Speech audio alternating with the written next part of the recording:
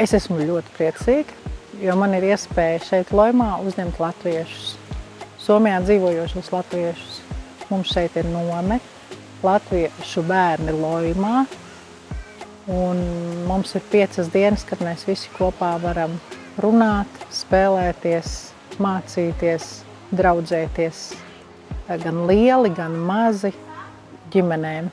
Mums jaunākajam cilvēciņam ir bišķi pāri 1 gadam, un man ļoti liels prieks, ka mēs esam šeit 19 ģimenes pavisam kopā.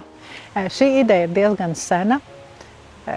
Kaut ko līdzīgu mēs darījām vairāk kā 15 gadus atpakaļ Hanko, un tā bija brīnišķīga nometne sanākt mums kopā un darīt lietas kopā.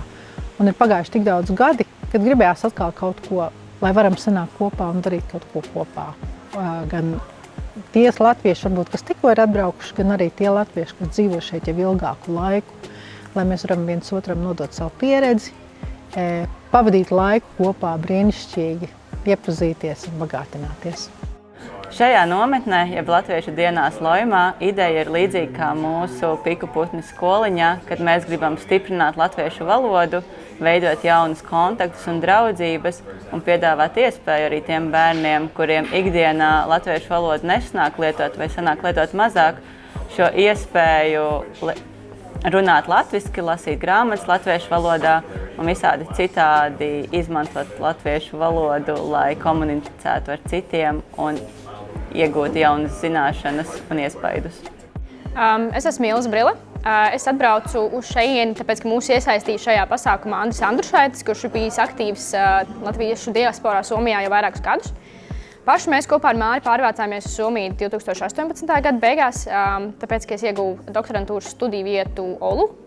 Un tad kopš tā laika jau 4 gadus mēs esam šeit.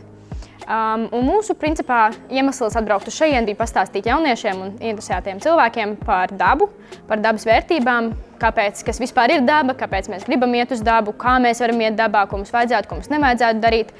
Un principā viena no galvenajām lietām, ko es gribēju bērniem izstāstīt un jauniešiem, ir tas, ka dabā iet ir svarīgi.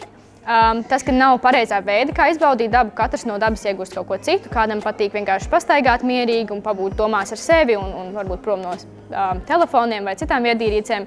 Kādam citam patīk daudz putnus novērot vai kukaiņus. Tā galvenā doma bija bērniem iemācīt novērtēt dabu.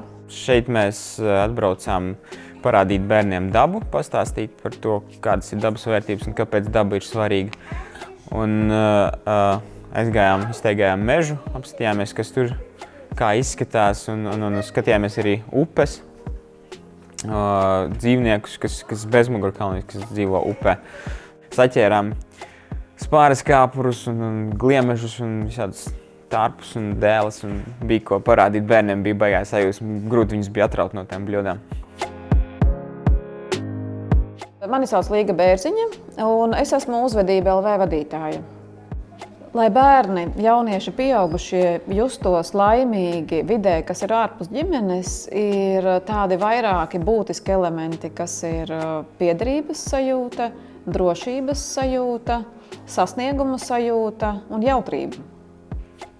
Un zināmā mērā šī nometne arī ir par to, jo tāpēc, ka šī ir vide, kur mēs meklējām kopīgi dažādus elementus, lai katrs bērns, jaunietis, arī pieaugušais atrastu savu vietu, atrastu arī tādu savu nozīmi, arī savu tādu ieguldījumu. Un tieši šī piederības sajūta ir ārkārtīgi svarīga dažādās vidēs, kas ir ārpus mājām, dažādās vidēs ārpus ģimenes, dažādās vidēs arī ārpus valsts savas no šīs vides, kas esot vidē, kas atšķiras tā fundamentāli no mājām.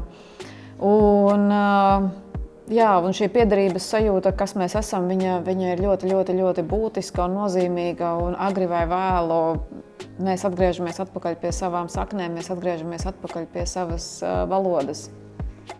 Sveika, esmu Džūlija Lamberte, man ir 13 gadi un es dzīvoju Loimā. Man ļoti patīk šajā nometnē tas, kad es varēju sadraudzēties ar daudziem cilvēkiem. Vakar bija mūzikas diena, un man ļoti patika tas, ka mēs mācījāmies, kā spēlēt kokli. Un arī tas, kad mēs iemācījāmies, kā dejot latviešu tautas dejas. Man ļoti patika tas. Man sākumā īsti nebija tāds plāns nākt uz šo nometni, jo man vienkārši bail. Man īsti nepatīk sadraudzēties ar cilvēkiem. Es tāda vairāk kā kautrīga esmu, bet tad es izdomāju, ka labāk aiziet uz šo nometni, jo šajā nometnē arī gadījās tādi cilvēki, kurus es pazīstu. Un tagad es atnācu šo nometni, man ļoti viņi sāk patikties un cerams, ka nākamo gadu es arī varēšu iet uz šito nometni. Čau, es esmu Čelis Čurkste un es jums šodien pateikšu par šito nometni, kas man patika un netiešām. Man patika šitā pastaiga ar zinātniekiem, jo viņi mums daudz lietas parādīja, un tad bija pikniks, kas bija diezgan foršs. Un mēs arī šodien es paspēlēju ar draugu vēl biljardu bišķiņu, tas arī ir bijis foršs, bet man nepatika tiešām, ka vajadzēja no rīta tik agri celties, un rīta rosma bija diezgan garlaicīga. Man patika, ka šeit bija daudz draugu, ar kuru es varēju runāt latviski un arī angliski. Un cerams, ka es varēšu atkal atnākt.